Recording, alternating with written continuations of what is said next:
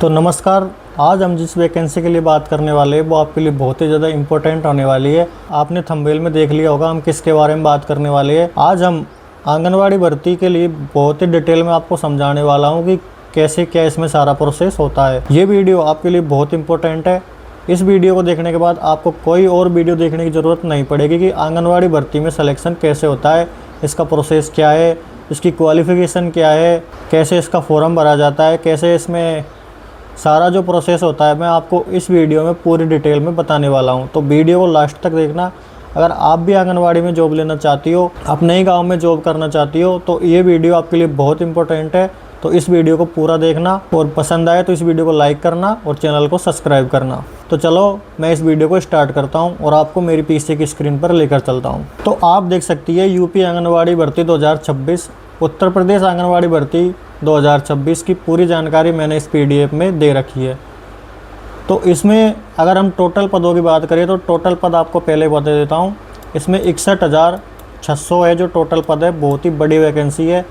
इसमें आपको मौका ज़रूर मिलने वाला है। आप वीडियो को बस ध्यान से देख लो। तो मैं बात करूँ, इसमें जो आवेदन है वो डिस्ट्रिक्ट के अनुसार होते हैं। आपका डिस्ट्रिक्ट है उसमें आवेदन होंगे, फिर किसी और डिस्ट्रिक्ट में, फिर किसी और डिस्ट्रिक्ट में। तो इसमें डिस्ट्रिक्ट वाइज है वो आवेदन किए जाते हैं। जब आपके डिस्ट्रिक्ट में वैकेंसी आती है उसी में आप आवेदन कर सकती है। किसी अदर डिस्ट्रिक्ट की वैकेंसी में आप आवेदन नहीं कर सकती। तो इसके जो आवेदन है वो 25 नवंबर से चल रहे हैं और 2026 में चलेंगे, 27 में चलेंगे। इसके चलते रहते हैं। हर ज़िले की अलग अलग वैकेंसी इसमें निकलती रहती है। इसमें जो आवेदन है उनकी कोई फ़ीस नहीं लगती। ये पूरे आवेदन निःशुल्क होते हैं। आपको इसमें कोई भी फ़ीस है वो पेमेंट नहीं करनी पड़ती। तो अब मैं आपको बताता हूँ, अब समझाता हूँ कि आंगनवाड़ी क्या होती है, क्या इसकी भूमिका होती है, क्या ये काम करती है और इसमें सिलेक्शन कैसे होता है, इनकी सैलरी कितनी होती है, कौन कौन सी इसमें पोस्ट होती है, क्या क्या इनको मिलता है, क्या क्या इनको करना होता है। सारा कुछ आपको इस वीडियो में मैं बताने वाला हूँ। तो वीडियो में बने रहना और ध्यान से देखना। तो अब मैं आपको सबसे पहले बताता हूँ कि आंगनवाड़ी है वो होती क्या है। भाई हमें जॉब करनी है, उसका पता तो होना चाहिए ना क्या चीज़ है वो। तो मैं आपको समझाता हूँ।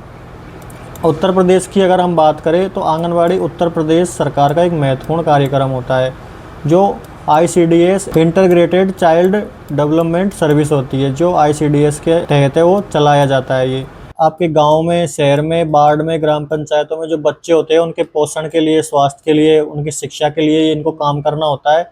इन केंद्रों को चलाने के लिए आंगनवाड़ी कार्यकर्ता की ज़रूरत पड़ती है। उसमें मिनी कार्यकर्ता एक होती है जो उसके नीचे काम करती है और एक होती है हेल्पर जिसे हम सहायिका कहते हैं। वो उन दोनों, एक तो आंगनवाड़ी वर्कर की और एक मिनी वर्कर की, दोनों की सहायता करने के लिए एक हेल्पर है वो रखी जाती है।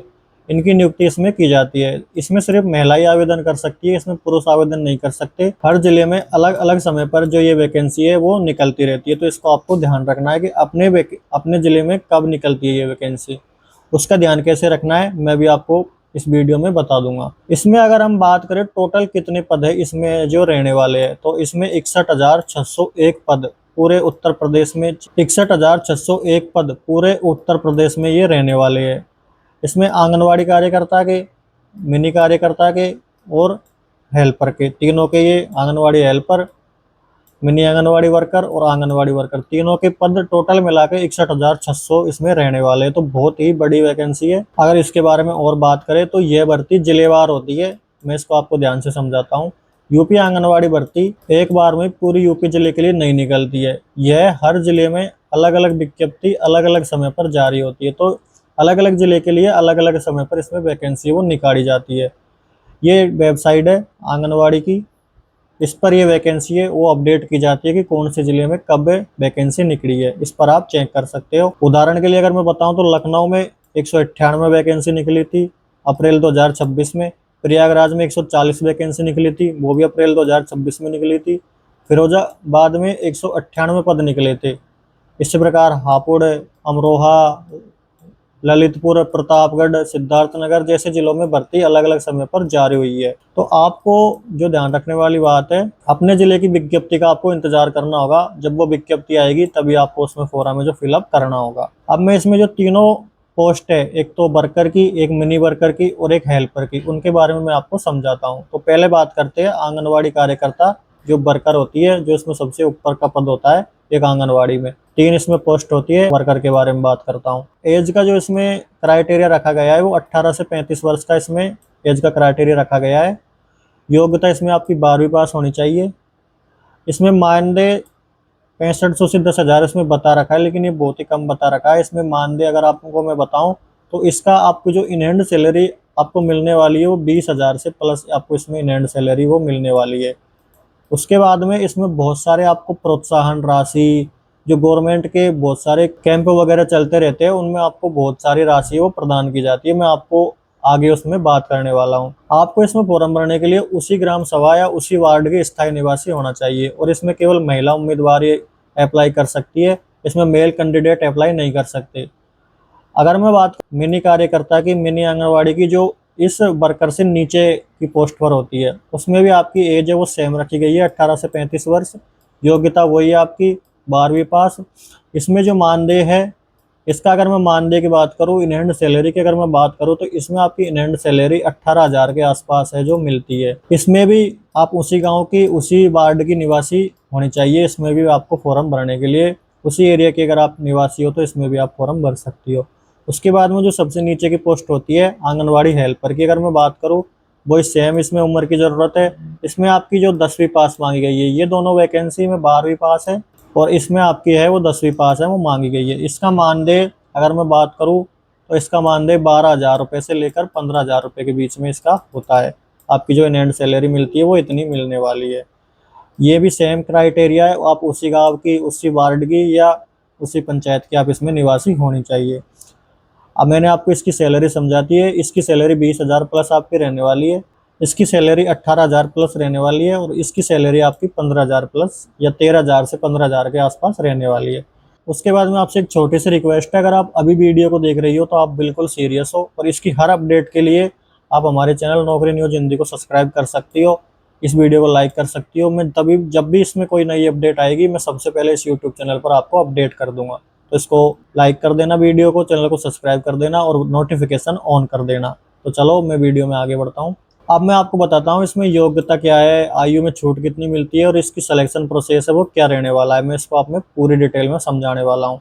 तो जिसमें आयु क्या रहने वाली है और इसमें कितनी छूट आपको मिलती है उसके बारे में बात करूँ, तो अगर आप सामान्य जनरल से आप अगर आती हो तो आपकी 18 से 35 साल इसमें आयु रहने वाली है। अधिकतम आयु अगर आपकी 35 साल से नीचे नीचे है तो आप इसमें अप्लाई कर सकती हो। अगर आप ओबीसी से आती हो तो आपकी इसमें 18 से 35 साल तक आयु रहने वाली हो, और आपको 3 वर्ष की इसमें अतिरिक्त छूट है वो मिलने वाली हो। आप 38 वर्ष तक इस फॉर्म को फिलअप कर सकती हो। अगर आप SC ST से आती हो तो आपकी इसमें 5 वर्ष की अतिरिक्त छूट मिलने वाली है, और आप 40 वर्ष तक इस फॉर्म को वो अप्लाई कर सकते हो। आपकी जो इसमें आयु है वो 1 जनवरी 2026 से इसमें काउंट होने वाली है। आपकी आयु 10वीं की मार्कशीट के अनुसार मानी जाएगी। आपकी डेट ऑफ बर्थ है जो 10वीं की मार्कशीट में है वही डेट ऑफ बर्थ आपकी मानी जाएगी। कोई अन्य दस्तावेज के हिसाब से डेट ऑफ बर्थ है वो आपकी एक्सेप्ट नहीं की जाएगी। अब मैं आपको बताता हूँ इसमें सिलेक्शन प्रोसेस, चयन प्रक्रिया क्या रहने वाली है। तो मैं आपको बता दूँ इसमें कोई भी परीक्षा नहीं होने वाली है, एग्जाम इसमें बिल्कुल भी नहीं होगी। आपका सिलेक्शन मेरिट के बेस पर इसमें होने वाला है। तो मैं बताता हूँ कैसे होता है। 100% मेरिट आधारित चयन इसमें होने वाला है। मेरिट बेस्ड सिलेक्शन आपको इसमें होगा। नो रिटर्न एग्जाम और नो इंटरव्यू, ना इसमें आपका रिटर्न एग्जाम होगा ना ही इसमें आपका इंटरव्यू होगा। आपको ऑनलाइन आवेदन इसमें करने होंगे। आपको ये यूपी आंगनवाड़ी भर्ती.in पर जाकर अपने जिले के हिसाब से ऑनलाइन आवेदन इसमें करना होगा। जब आप आवेदन कर दोगे तो आपके आवेदनों की जांच की जाएगी। जो आपके आवेदनों की जांच है वो CDPO ऑफिस द्वारा, आपके जिले में एक CDPO ऑफिस होता है, वो ऑफिस आपके आवेदनों की और आपके फॉर्म की जांच करेगा। इसमें जो आप डॉक्यूमेंट्स भरोगे उनकी सारी जांच होगी। उसके बाद में आपकी मेरिट तैयार की जाती है, जो 10वीं 12वीं और आपने जो भी हायर क्वालिफिकेशन आपने उसमें लगाई है उनके अनुसार आपकी जो मेरिट है वो बनती है। उसके बाद में आपकी मेरिट सूची निकाली जाती है, वो आपको इस पोर्टल पर आपको देख लेना है। नहीं तो आप हमारे चैनल को सब्सक्राइब कर सकते हैं, मैं आपको अपडेट कर दूंगा जैसे इसकी जो सूची निकाली जाती है। उसके बाद में आपका डॉक्यूमेंट वेरिफिकेशन के लिए आपको बुलाया जाएगा, और अंतिम नियुक्ति अगर आप डॉक्यूमेंट वेरिफिकेशन में चयन हो जाते हो तो आपको जो है पोस्टिंग है वो दे दी जाएगी आपके गांव की आंगनवाड़ी में। उसके बाद में मैं बताऊं कि जो मेरिट के अंक है वो किस तरीके से मेरिट इसमें डिसाइड होती है, कैसे मेरिट इसमें बनती है, उसके बारे में मैं आपको बताता हूँ। तो न्यूनतम योग्यता आपकी जो 12वीं पास है जो वर्कर के लिए और मिनी वर्कर के लिए, वहाँ 12वीं के अंकों को प्रतिशत इसमें पहली प्राथमिकता दी जाती है। दूसरी प्राथमिकता, अगर आपने कोई उससे ऊपर की हायर क्वालिफिकेशन लगाई है, जैसे बीए, एमए, बीएससी, एमएससी या कुछ भी और अन्य क्वालिफिकेशन अगर आपने लगाई है, स्नातक या स्नातकोत्तर के अंक उसमें बाद में जो देखे जाते हैं वो उसको दूसरी प्राथमिकता होती है। पहली प्राथमिकता 12वीं के अंकों को इसमें दी जाती है। जितनी उच्च शिक्षा और जितने अधिक अंक आपके होंगे मेरिट में, उतना ही आप ऊपर जाने वाले हो। बीए, बीएससी, एमए, एमएससी, इन उम्मीदवारों को अलग से लाभ है वो मिलता है, इनके सिलेक्शन के चांस ज़्यादा रहते हैं। तो आपने अगर हायर क्वालिफिकेशन अगर आपके पास है तो उसको जरूर आपको लगाना है, बहुत हेल्प उससे आपको मिलने वाली है। उसके बाद में चयन की प्राथमिकता, उसके बाद में इसमें चयन कैसे होता है, किन लेडीजों को ज्यादा प्राथमिकता मिलती है, उसके बारे में मैं आपको इसमें बताता हूँ। तो इसमें 3 श्रेणी रखी गई है, जो चयन प्रक्रिया है इसमें 3 श्रेणी रखी गई है। श्रेणी के की अगर बात करें, फर्स्ट श्रेणी की अगर बात करें, तो उसी ग्राम या उसी वार्ड की महिलाएं अगर है तो उनको ज्यादा प्राथमिकता दी जाएगी। जहां आंगनवाड़ी केंद्र है उसी क्षेत्र की स्थायी निवासी होनी चाहिए, सर्वोच्च प्राथमिकता सबसे पहले उसको चुना जाएगा। अगर यहाँ पर कोई नहीं मिलता है तो फिर सेकंड श्रेणी आती है। अगर कै में कोई उपलब्ध नहीं होता है तो फिर उस संबंधित जो ग्राम पंचायत है वहां से उस उम्मीदवार को चुना जाता है। अगर आपके ब्लॉक में कोई नहीं मिलता है तो फिर आपकी पूरी ग्राम पंचायत में से वहां पर जो कैंडिडेट है वो देखा जाता है। अगर यहाँ से भी कोई नहीं मिलता है तो उसके बाद में श्रेणी थर्ड आती है।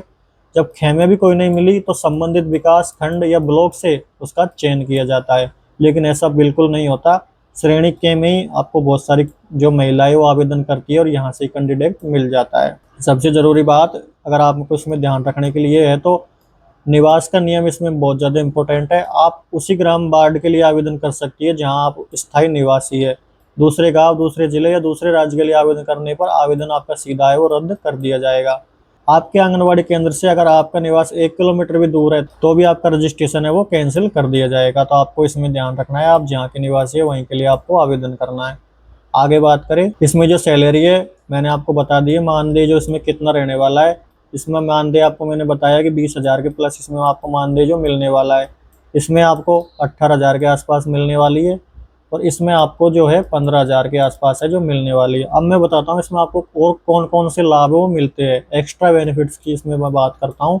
ईएसआई स्वास्थ्य बीमा आपको इसमें मिलता है, मातृत्व लाभ इसमें आपको मिलता है, पोषण अभियान प्रोत्साहन राशि आपको इसमें दी जाती है, टीकाकरण प्रोत्साहन राशि आपको इसमें दी जाती है, पोषण भत्ता आपको इसमें मिलता है और आप सुपरवाइजर पद के लिए भी आप इसमें जो प्रमोशन है आपका इसमें हो सकता है।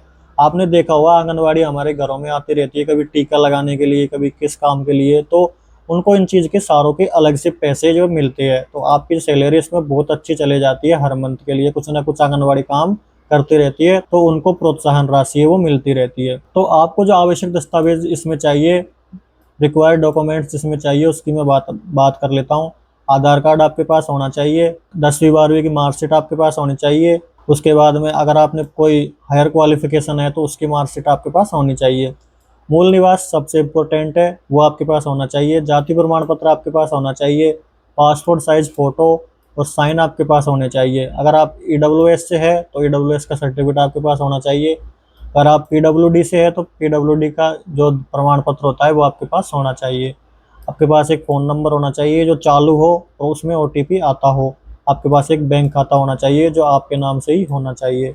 ये सारे डॉक्यूमेंट्स आपको ज़रूरत पड़ने वाली है आंगनवाड़ी में फॉर्म भरने के लिए। उसके बाद में लास्ट में बात करूँ कि आवेदन कैसे करना है, मैं पूरी जो प्रोसेस है वो आपको इसमें बताता हूँ। आपको यूपी आंगनवाड़ी भर्ती.in पर क्लिक करना है, ये ऑफिशियल वेबसाइट पर आपको क्लिक करना है और फर्जी वेबसाइटों पर आपको नहीं जाना है। उसमें अपने ज़िले पर जब वैकेंसी आती है तो अपने ज़िले को वहाँ पर वैकेंसी है उसको सर्च करना है, उसको फाइंड करना है। उसके बाद में आपको न्यू रजिस्ट्रेशन पर क्लिक करना है। अगर आपने पहले रजिस्ट्रेशन नहीं कर रखा है तो उसमें आपको न्यू रजिस्ट्रेशन पर क्लिक करके मोबाइल नंबर एंटर करने हैं, नाम, आधार, फिर आपको नाम और आधार कार्ड से उसको वेरीफाई करना है, ओटीपी से उसको वेरीफाई करना है और फिर लॉगिन कर लेना है। उसके बाद में आपको आपका डिस्ट्रिक्ट, उसके बाद में आपको आपकी डिस्ट्रिक्ट, ब्लॉक, आपका खंड, आपकी ग्राम पंचायत, ये सारी सावधानी से भरनी है। आप जिस एरिया से रहने वाले हो वो सारे आपको जो है सावधानी से फिलअप करना है। उसके बाद में आपकी जो पर्सनल डिटेल भरनी है आपको वो बिल्कुल सही भरनी है। सारी जो आपने क्वालिफिकेशन है उनके नंबर आपको सही भरने हैं, उनकी परसेंटेज आपको बिल्कुल सही भरनी है। नाम, डेट ऑफ बर्थ 10वीं की मार्कशीट के अनुसार आपको इसमें भरने हैं। उसके बाद में फ़ोटो और साइन सभी दस्तावेज आपको अपलोड कर देने हैं। सारी जानकारी दोबारा चेक करनी है, कहीं कोई गलती हो तो उसको सुधारना है और फिर फाइनल सबमिट है वो करना है। फाइनल सबमिट करने के बाद आपको जो आपका प्रिंट आउट है वो निकाल लेना और उसको अपने पास ध्यान से सुरक्षित रखना है, वो आपका डॉक्यूमेंट वेरिफिकेशन पर काम आने वाला है। एप्लीकेशन नंबर है उसको आपको ध्यान से सुरक्षित याद करके रखना है। उसके बाद में मैं और बताऊं आपको, जो डिस्ट्रिक्ट वाइज इसमें वैकेंसी है वो भर्ती है वो इसमें किस प्रकार होती है, मैं आपको इसमें और जानकारी देता हूँ। लखनऊ में इसमें 198 पदों पर भर्ती हुई थी, प्रयागराज में 140, फिरोजाबाद में 198, इसी प्रकार और ये सारे जिले इसमें भर्ती होती रहती है और ये भर्ती अभी चल रही है। अगर आपके जिले में विज्ञप्ति अभी तक नहीं आई है तो आपको क्या करना है, आपको यूपी आंगनवाड़ी भर्ती .in पर हर हफ्ते चेक करते रहना है। हर महीने नए जिलों के लिए विज्ञप्ति है वो जारी होती है। अपने जिले के CDPO ऑफिस है, चाइल्ड डेवलपमेंट प्रोजेक्ट ऑफिसर है, वहाँ पर अपने कार्यालय से आप जानकारी ले सकती हो। कलेक्ट्रेट, विकास भवन या तहसील पर आप नोटिस बोर्ड लगा होता है, वहाँ पर इसकी जानकारी है वो लगाई जाती है। और आप अगर ये सब आप काम नहीं करना चाहती तो आपको सिर्फ एक काम करना है, हमारे नौकरी न्यूज हिंदी चैनल को सब्सक्राइब करना है और उसका नोटिफिकेशन ऑन करना है। जैसे ही नए जिलों के लिए वैकेंसी अपडेट होती है तो मैं यहाँ पर जो वीडियो बना देता हूँ या स्टोरी या कुछ भी लगाकर आपको डाल देता हूँ कि भाई इस जिले के लिए इतनी वैकेंसी है वो जारी हो चुकी है और आप इसमें अप्लाई कर सकती हो। तो आपको इसको सब्सक्राइब करके नोटिफिकेशन को ऑन करना है। उसके बाद में जो महत्वपूर्ण सावधानी आपको इसमें रखनी है वो इसके बारे में बता देता हूँ। आप उसी गाँव की निवासी होनी चाहिए, आपके पास मूल निवास, जाति निवास प्रमाण पत्र, आधार कार्ड, 10वीं की मार्कशीट, ये सारी चीज़ आपके पास होनी चाहिए। आपको धुंधले या कटे फटे जो डॉक्यूमेंट्स है वो अपलोड नहीं करने हैं। बैंक खाता आपके नाम से होना चाहिए। किसी भी आपको दलाल या एजेंट को इसमें सेलेक्ट होने के लिए पैसे नहीं देने हैं। अंतिम तिथि से 2 या 3 दिन पहले आपको इसमें फॉर्म वो अप्लाई कर देना है, वरना सर्वर डाउन हो जाता है और साइट है वो बंद हो जाती है। मेरिट में ऊपर आने के क्या टिप्स है, इससे आप मेरिट में ऊपर आ सकते हो। आपके पास 12वीं में जितने अंक है उतना आपके लिए अच्छा है, वो आपको ऊपर लाने में मदद करेगा।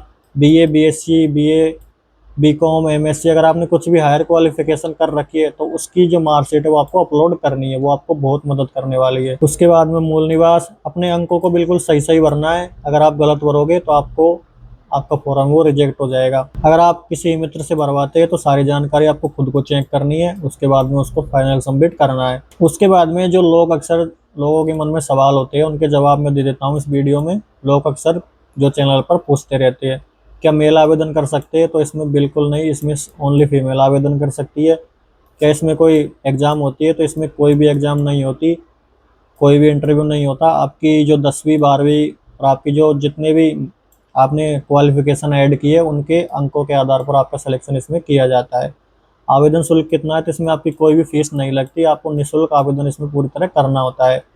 एक से अधिक जिलों के लिए आवेदन हो सकता है, तो ये बिल्कुल गलत है। आपको जिस जिले के आप निवासी हो, जिस गांव के आप निवासी हो, वहीं से आपको आवेदन करना है। उसके बारे में कि मेरे जिले की वैकेंसी है वो कब आएगी, उसके लिए आपको इस वेबसाइट पर जाना है या हमारा चैनल है, यूट्यूब चैनल है, उसको सब्सक्राइब करके रखना है। हम आपको अपडेट है वो करते रहते हैं। 10वीं पास सहायिका पद के लिए आवेदन कर सकती है, तो हाँ 10वीं पास हेल्पर पद के लिए न्यूनतम क्वालिफिकेशन है। आप 10वीं पास अगर हो तो आप हेल्पर पद के लिए आवेदन कर सकती हो। क्या ये सरकारी नौकरी है, तो नहीं, ये सरकारी नौकरी नहीं है, ये केवल मानदेय पर आधारित है। ये यूपी गवर्नमेंट की नौकरी है लेकिन नियमित और सरकारी नौकरी नहीं है। यूपी सरकार के अधीन आपको कार्य करना होता है। मेरिट लिस्ट कितने दिन के बाद आती है, तो जो आपकी फॉर्म भरने के आपके 1 या 2 महीने के अंदर जो मेरिट लिस्ट है वो जारी हो जाती है और आपका जो आगे का प्रोसेस है डॉक्यूमेंट वेरिफिकेशन का और पोस्टिंग का वो चालू हो जाता है। आपको अप्लाई कहाँ से करना है, आपको अप्लाई केवल इसी वेबसाइट से करना है और भी किसी वेबसाइट से आपको अप्लाई नहीं करना है। विज्ञप्ति कहाँ से डाउनलोड करनी है, तो उसके लिए भी यही वेबसाइट है। अपना जिले को सर्च करके उस जिले की आपको विज्ञप्ति है वो डाउनलोड कर लेनी है। मेरिट सूची भी आपको यहीं देखने के लिए मिलेगी और आपको जो लेटेस्ट अपडेट है वो हमारे यूट्यूब चैनल नौकरी न्यूज हिंदी पर मिल जाएंगे। इसको सब्सक्राइब करना है, इसका बेल आइकन ऑन करना है और इस वीडियो को लाइक करना है। तो इस वीडियो में यही था। अगर आप वीडियो पसंद आई हो तो इस चैनल को सब्सक्राइब करें, वीडियो को लाइक करें। मिलते हैं किसी नेक्स्ट वीडियो में, तब तक के लिए जय हिंद, जय भारत।